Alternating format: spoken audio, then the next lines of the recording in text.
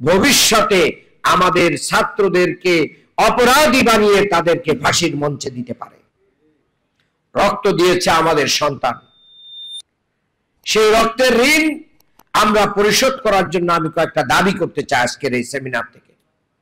আমার 1 নম্বর দাবি হচ্ছে, আমাদের যে সন্তানরা জীবন দিল তাদের এই জীবনদানের সাথে যারা আসামি রয়েছে সেই সমস্ত আসামিদেরকে দৃষ্টান্তমূলক শাস্তির ব্যবস্থা করতে হবে। এটা বলতে চাই, আমাদের যে ছাত্ররা রিস্ক নিয়ে এই ফ্যাসিস্টকে এই দেশ থেকে বিদায় দিতে বাধ্য করলো, সেই ছাত্রদের আগামী দিনের নিরাপত্তাকে নিশ্চিত করার জন্য জুলাই সনদের যে ঘোষণাপত্র, এই ঘোষণাপত্রকে আইনি রূপ দিয়ে আমাদেরকে আগামী নির্বাচন দিতে হবে।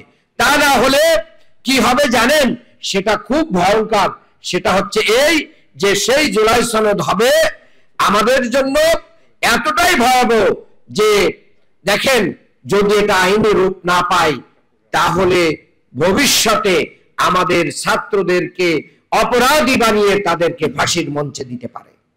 আমরা শিক্ষকরা বেঁচে থাকতে আমাদের ছাত্রদের জন্য এমন অন্যায় করার সুযোগ তৈরি হোক, এটা করতে দেব না। আমাদের দাবি ওঠা উচিত যে এই জুলাই সনদকে আইনি মর্যাদা দিতে হবে।